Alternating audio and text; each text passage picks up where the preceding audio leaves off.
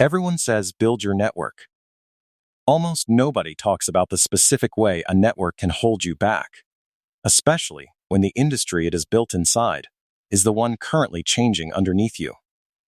Hannah and Felix both have strong networks, both well-connected, frequently asked for advice. Hannah has roughly 500 connections, almost all in the same industry. Felix has about 200, spread across 3 adjacent industries.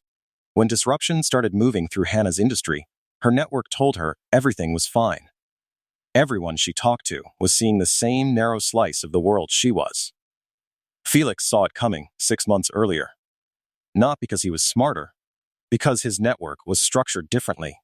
And that structure gave him a signal Hannah's network was structurally incapable of producing. A large network feels like an asset by default. More connections, more opportunities, more people who might help you down the line. But a network is also an information system. Its value depends not just on size, but on whether it exposes you to genuinely new information or simply confirms what you and everyone around you already believe. A homogeneous network, same industry, same function, same career stage, is structurally prone to consensus. Not because anyone is lying, because everyone in it shares the same narrow window onto the world. In a stable market, this matters less. In a rapidly shifting one, it is the difference between seeing change coming and being the last to notice it. Sociologist Mark Granovetter's research on social networks identified what became known as the strength of weak ties. People you know less well, outside your immediate circle, are disproportionately likely to be the source of genuinely new information, including early signals of industry change. The mechanism is simple. Your close ties tend to know roughly what you know, because you are embedded in overlapping circles.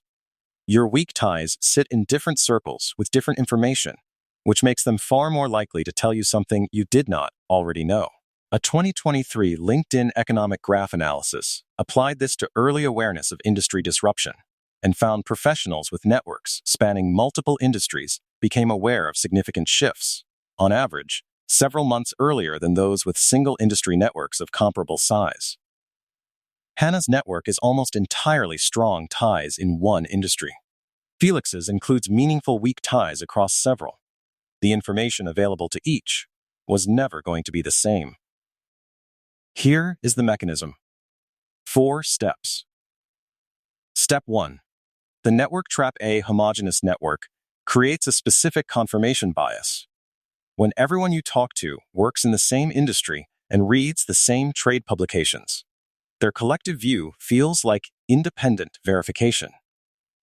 It is not. It is one perspective, repeated through people who arrived at it through largely overlapping inputs. This produces a particular failure. The people closest to a disruption are often the last to clearly see it, because the consensus inside their network stays reassuring until the disruption is undeniable. Step 2. The signal value of weak ties. The instinct is to deepen relationships with the people closest to you. Those relationships have value, but they are not where new information comes from. New information comes from people adjacent to you, but not embedded in your specific context. A former colleague in a different industry. A loose connection met once at a conference. These ties are not less valuable because they are thin. They are more valuable for early information precisely because they cross into different territory. Step 3. The cross-industry advantage. People with networks spanning multiple industries get 2 compounding advantages. Earlier signal many disruptions that eventually hit one industry show up first as a leading indicator in an adjacent one, and more options when they eventually need to make a move. They already have real visibility into adjacent industries rather than building it from scratch under pressure. Felix noticed a pattern moving through an adjacent industry roughly 6 months before it reached his own surface naturally, through a casual conversation with a weak tie. Step 4. How to audit and diversify. The audit is simple. What proportion of your meaningful professional conversations happen with people outside your current industry or function? Close to 0 means your network is structurally an echo chamber, regardless of size. It will reliably confirm what you already believe, and be structurally late to surface real disruption. Diversifying does not require an overhaul. A handful of weak ties kept warm with occasional, low-effort contact is enough to meaningfully change what your network can tell you. Same disruption. Two networks. 6 months apart. When the shift began moving through Hannah's industry, her network was uniformly reassuring.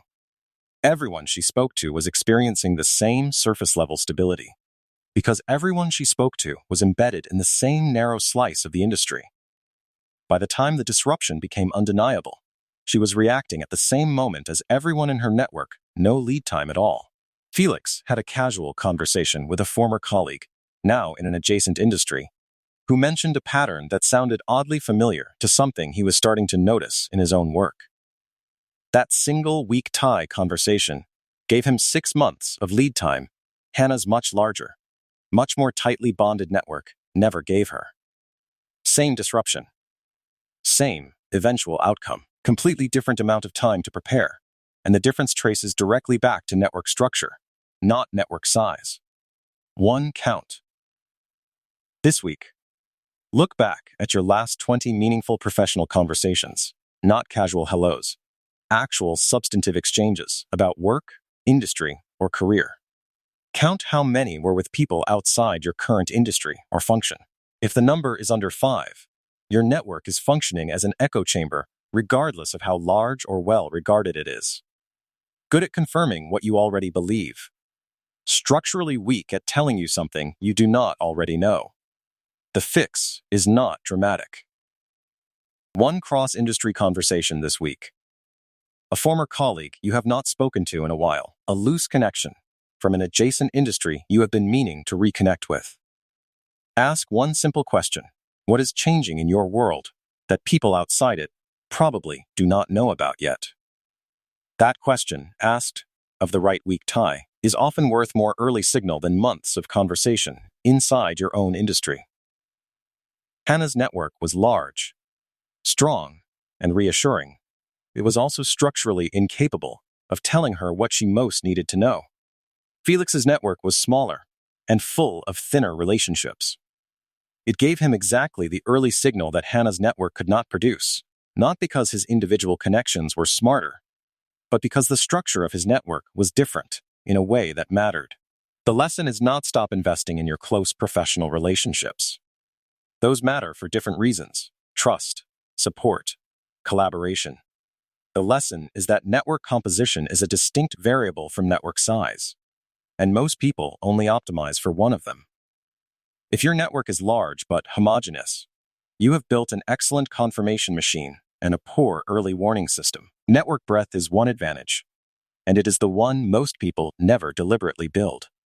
But there is something most people also never do with the network. They already have a specific use of it that compounds faster than breadth alone. That is what comes next.